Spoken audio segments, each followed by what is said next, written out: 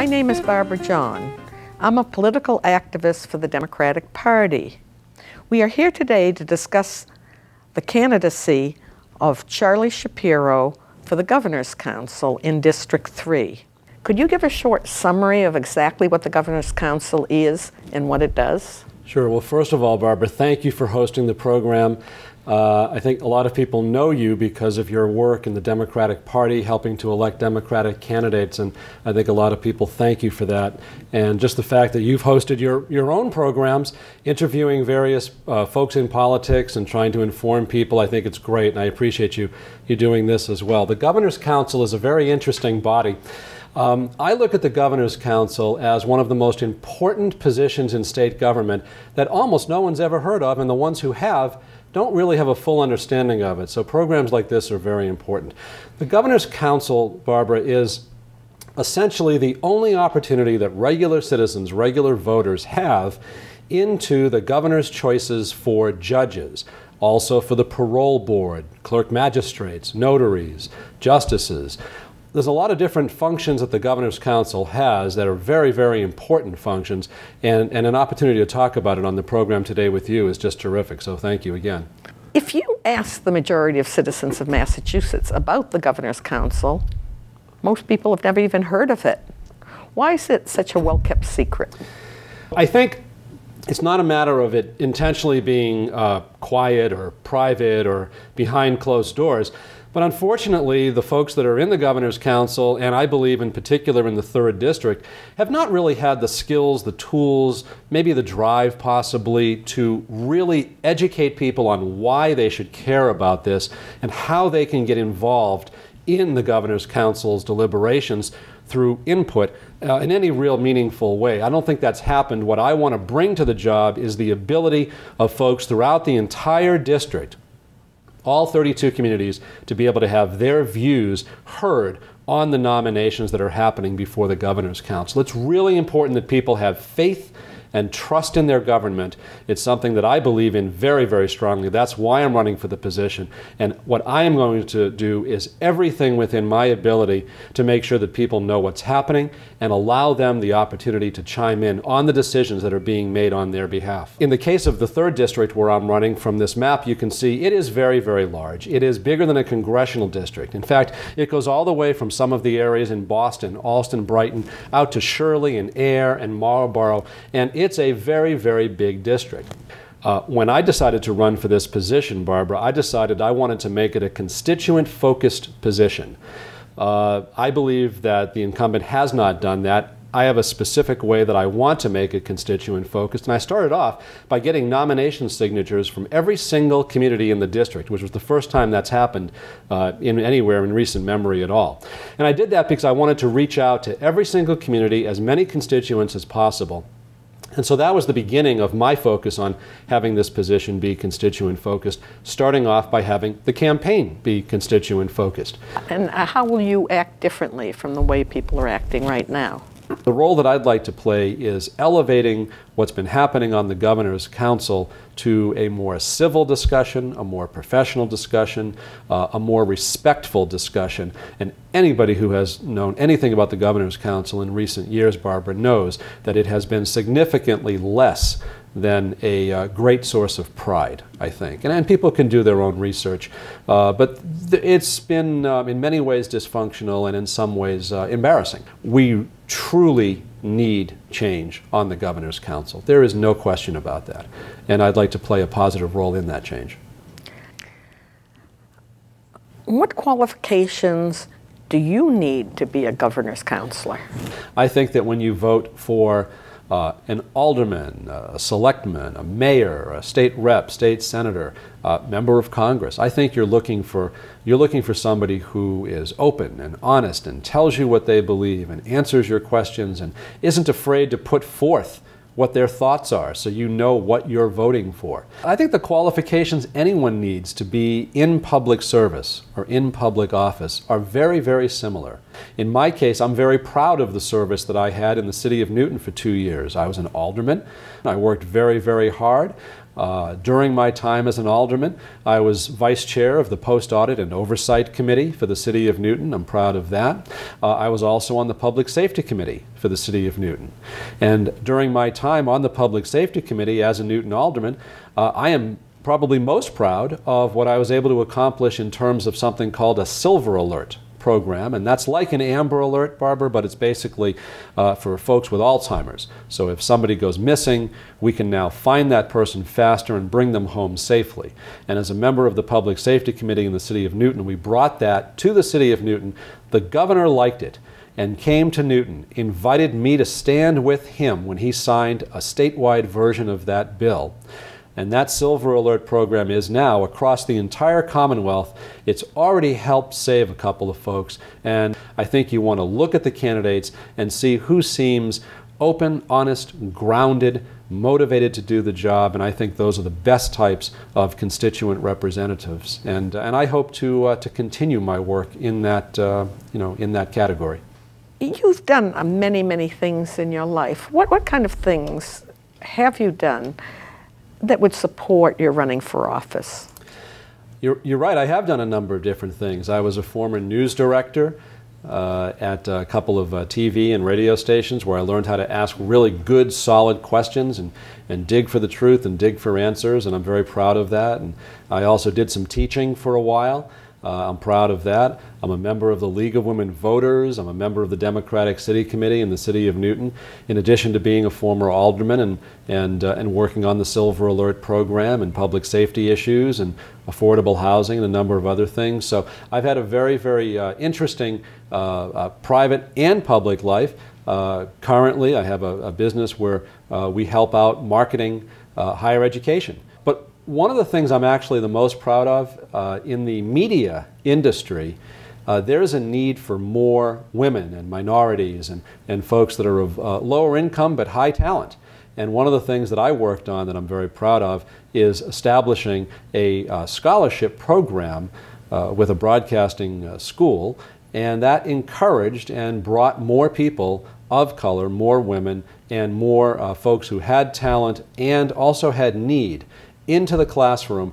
And when they graduated, they got jobs in the media industry. I'm very proud of helping to diversify the classroom and also diversify the industry and help people fulfill their career aspirations. So I'm very proud of a lot of the things I've done. The family, the government service locally in the City of Newton, and now I'm looking to expand that and try to do more things for more people by elevating the integrity of the Governor's Council and really making it something we can all be proud of. What got you initially interested in becoming a governor's counselor, since nobody's ever heard of this position before? Well, I had actually heard of the Governor's Council before, but I had heard of it in ways that I would hope not to hear about something that is a part of our government. Unfortunately, there are certain things in government that we can all be proud of. The Governor's Council was certainly not at the top of that list recently. And I think people who have done the research on the Governor's Council, have done the research on individual Governor's Council laws, I believe that people can expect more than what they've been getting from the Governor's Council and certain folks that are on the Governor's Council. So when I saw that there was an opportunity to take some of the experience that I'd already had, some of the working collaboratively with other folks and moving programs forward and being successful with that, I said, well, here's an opportunity that I understand it. My background, my skill set is, I think, very well suited to running for this position and doing the job. And so I also like the idea of people knowing about their government. And I was very uncomfortable that the only times we heard about the Governor's Council was when it was doing things that were not exactly increasing the level of pride in government. So as somebody who believes government can do good things, this seemed like something that was essentially right in front of my face. I knew it wouldn't be easy. I know it won't be easy. But with the help of people throughout this entire district who are letting me know on a consistent basis that they want something that is working better, is more civil, is more responsive, is more involved with constituent outreach. That's what I'm all about, Barbara, and that's what got me interested in this specific position at this specific time. As you've gone through the district, what has the reaction been towards you? The reaction's been great, actually. You never really know what the reaction's going to be. I started in my hometown of my home city of Newton, of course. I have a base of folks that are supporting me. Just the fact that I'm reaching out to Marlborough and to Woburn, for example, which is new in the district. When it comes to Democrats and independents, I'm getting a terrific positive reaction throughout the district. And I'm making a point to go town to town to town, city to city, and let people know that I'm serious about the job, I'm qualified for the job, I'm going to work hard for the job, and I will be there on people's behalf as the Governor's Council for the next 2 years, if in fact I'm honored with their votes enough to be successful. Do you think the people that are excited about supporting you were very dissatisfied in the past with the Governor's Council? I do. I have very mixed feelings, though, about talking too much about other folks, including the incumbent. I do think it's fair to say, and I do feel strongly, that I can do a better job. I really do. I mean, I wouldn't spend the time to do this if I didn't believe that. This is an extraordinarily time-consuming effort. So I truly believe that I can and will do a better job, significantly and demonstrably better than what is currently being offered. But again, I think it's important to talk about what I can bring to the position.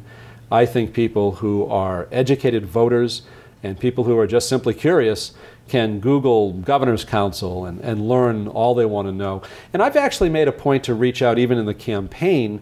The current Governor's Council doesn't have a website, and just got email recently, and that's fine. I understand that there's a different skill set and level of understanding of technology, and I get that. But I do think in this day and age, it's important to have a website for the campaign, for the council, so people can go to myvoteshapiro.org website, and they can learn everything about me. I have my entire background there, and it's not something that somebody told me that I had to do. It's something that I felt I should do. I think one of the reasons why the response has been so positive so quickly has been that, first of all, I'm excited about it. I really am. And when I'm excited about things, I think when anybody is, it transfers to folks around. So my energy, my enthusiasm, my excitement about making this part of our state government work better, I think excites other people. I really do. Is there anything interesting you've learned about being a candidate by being a candidate in such a wide district yourself? You would think that people in one part of the district would have different goals or different needs or desires or aspirations. I was actually surprised how similar people really are. That was one of the surprising things. You know, I had only run for a local office in the past. And this is a huge district. So you're dealing with people again, in Lincoln and Sudbury, and I went to, for example, a pig roast in Billerica. And I have to tell you, growing up in Newton, I did not experience a lot of pig roasts. I really didn't. But the family, the Hoare family, who are very involved with Democratic politics in Billerica, invited my wife and I to go to the pig roast. We did. We had a great time. But the discussion that was going on that afternoon was no different than the discussion that would go on in Brookline or Alston, Brighton, or Arlington, or even in Newton. The discussion was the same thing. What's government doing for me? How can you, they would ask me, how can you elevate the integrity? How can you make things better so we have more confidence in our government? And that's the kind of question I love to answer. I'll answer it all day, and I'll answer it with enthusiasm, because there is nothing more important than making sure that people have faith and confidence in their government. And right now in the Governor's Council, that has been in very short supply. Why should a judge be chosen the way we choose them in Massachusetts and not elected as they are in some states? Personally, I believe electing judges is one of the worst things that can happen. I don't think that electing judges takes money out of the system. I think that electing judges injects more money, in many cases untraceable money, into the system. I also think it's a bad idea to have judges or potential judges running for election out among people that they may have to make judgments about at some point, and asking those folks for contributions to their judicial campaign. We've seen things in the South, we've seen things in the Midwest. It's pretty widely agreed upon, I believe, that electing judges is a very, very poor idea. I'm not saying that the system that we have in Massachusetts is perfect. Unfortunately, no system is perfect, but it's a heck of a lot better than electing judges. What qualities would you look for in a candidate when you're deciding whether to approve of him or her? That's a good question, because it doesn't just go to the topic of judge, it goes to the topic of parole board. And that'll allow me to focus on that for a second, because that's a very significant part of this position. The parole board, for example, I think you look for some of the same qualities, frankly, in everybody that you're looking at, regardless of who is running for what type of office, or if they're applying in the private sector position. I think you want people who are honest and straightforward, who are competent, who go through an interview process and you feel comfortable with what they're saying. You know, when you ask them a question, they give you a direct answer. Sometimes the answer is long, sometimes the answer is short, but they give you a direct answer. So I think that's the number one thing. You look for people who are trustworthy. The parole board, I think, is very important. There's been a lot of problems with the parole board, as I'm sure you're aware. Recently there's been some turmoil, and again, I would encourage people to, to do the research and be an informed voter, of course. But I think that the parole board is interesting because you have to look at the entirety of that board with a very balanced view.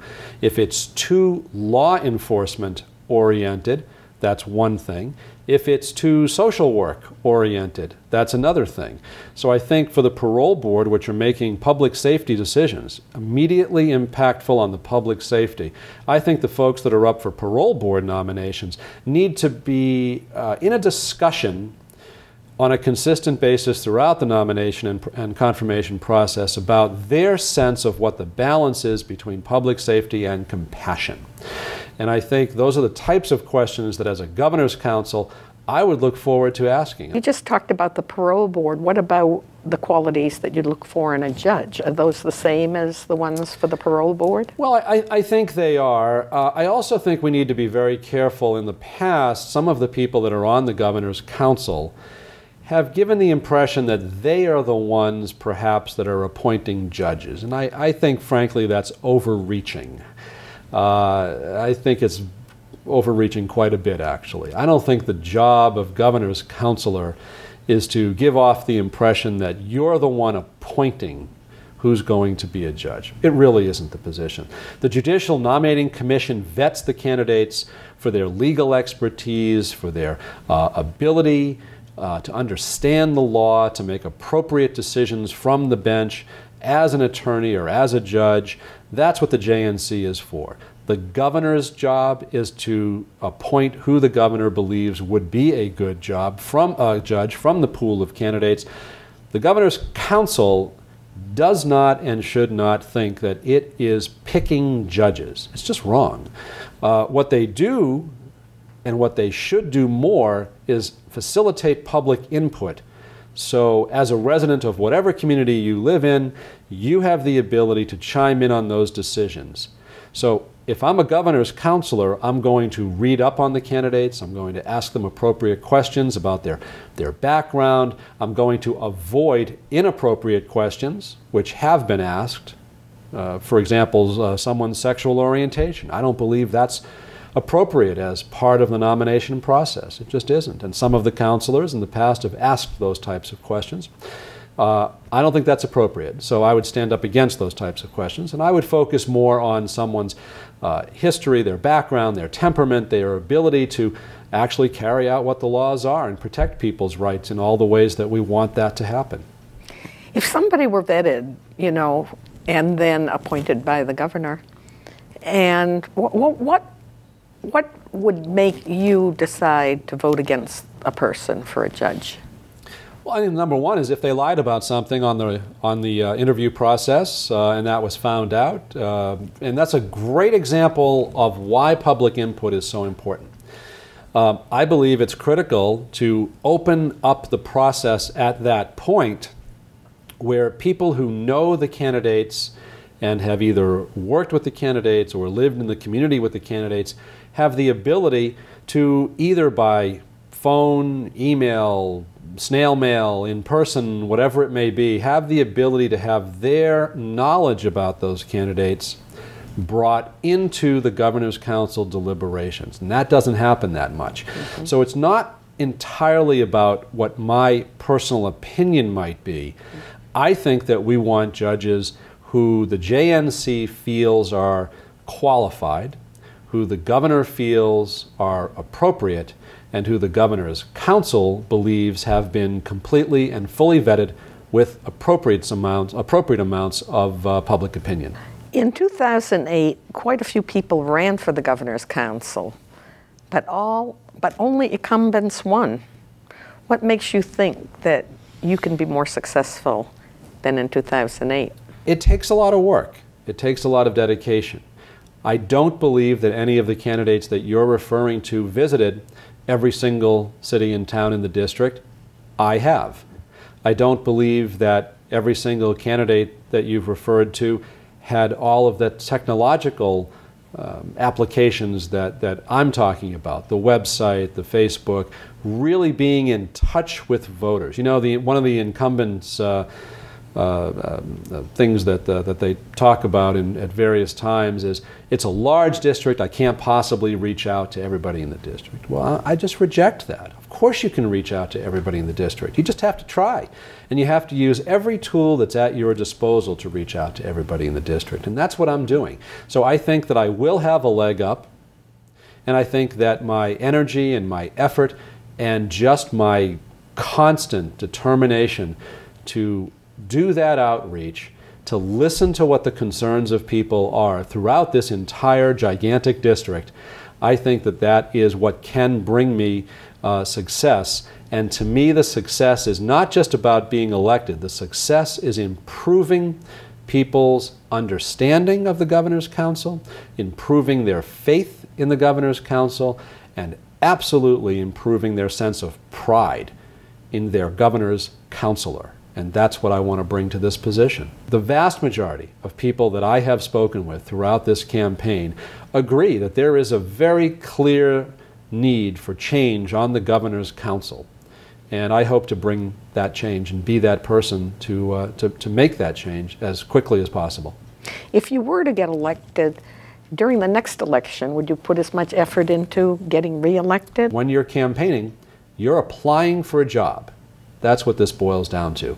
And so the people who are going to potentially hire me, I want to make sure I'm going to each and every single one of those job interviews throughout the entire district. So to me, it's part of the job. So of course I would campaign just as hard for re-election if I am honored to be elected to Governor's Council in the upcoming September 6th primary and the general election, obviously. Are there any people in government that would serve as models for the way you would conduct yourself in this office? Somebody who I believe has done a terrific job in increasing government transparency is our state treasurer, Steve Grossman. And here's why I say that. Transparency is a word that everybody in politics likes to throw around. We're going to be more transparent here, we'll be more transparent there. What Steve Grossman did, though, and what I would look to emulate, is he found a way to make transparency tangible. If you remember, when he ran for office for treasurer, Treasurer Grossman was going around, at the time, candidate Grossman, Steve Grossman was going around talking about how he wanted to put the state's checkbook online. All right? He said that everywhere he went. And you know what? After he was elected treasurer, that's exactly what he did. The Governor's Council, as you mentioned earlier, is one of the positions and one of the bodies in government that people know the least about. So the same way that the treasurer put the checkbook online, I want the Governor's Council to be online, where you know what's coming up, what's going to be voted on, what the council does, who your counselors are, what are their backgrounds. I'll have my biography right there. I'm very proud of my background, and I'll have all the information about me right there. And I think that that's something I can bring to the position that the incumbent cannot, And I don't believe any of the candidates in the race, other than myself, have the skill set and the drive to increase transparency to that type of level. So yeah, I think Steve Grossman's done a great job. I have a lot of respect for him, and I would look to do the same type of thing with the Governor's Council. You already told us what the greatest accomplishment you had in government as an alderman. What is your greatest accomplishment in life? My greatest accomplishment in life? Boy. Well, I've been married 22 years. Sometimes I think that's a miracle in itself. Debbie and I have been married. We have two great kids, David and Rebecca. David's 21. He's going into his senior year of college. Our daughter Rebecca is going into her senior year in high school. So I think having a family and being a good father is probably my greatest accomplishment. You know, I lost my own dad recently, and I think that and I lost my mom a number of years back, and I think that one of the lessons I learned is you take all of the good things that you see that your parents have done and you try to do more of that. And I think that you also look to some of the things that could have been done better, and you try to improve on that and do better with your own kids and your own family. And so I think that my greatest accomplishment is contributing to the family and sort of keeping it all together, because it's not easy. And I think it's not easy for everybody, regardless of what town or city you live in. I mean, we all have the same challenges. We all have the same goals to do really good things for our families. And my goal is certainly that, and I'm proud of that, but I also want to do good things for the communities that are around me as well. Well, I'm a voter in Newton, and I'd like you to tell me why I should vote for you rather than the two other choices. I have the experience in government as an alderman, as somebody who instituted the Silver Alert program to keep Alzheimer's folks safer, as somebody who's proud that the governor asked me to stand with him when he signed that bill. I would like to think that when people meet me, they feel pretty comfortable. They can talk with me. They feel that they feel that I'm a decent guy and that I'll do a good job and I'll work on their behalf. And I think that that's probably the stuff that matters the most, you know. The incumbent's been there for a very long time. I think that it's important in government not to feel that because you've had the job, you own the job. I think that there have been a lot of difficulties that the incumbent has gone through, and I truly hope that she has the ability and the opportunity to work those things out. I look to government as something that is positive, but I also look to it as something that the more open and transparent government is, the better we all behave and the more pride we can have. I'm willing to put the time in. I'm willing to put the effort in. I have the expertise to make this Governor's Council something we can all be proud of. And I'm asking for your vote, certainly, and I'm asking for everyone's vote, watching this program anywhere throughout the district. It means a lot to me to have your support. And it allows me the opportunity to continue my public service, to do a good job, and to increase the level of pride that I think we can have in the Governor's Council and in our government in general. I wish you best of luck on your quest. I appreciate that very much, and I also thank you not just for hosting today, but for being part of the Democratic Party and for doing a lot of good work on behalf of people who want good government across the state. Thank you, too.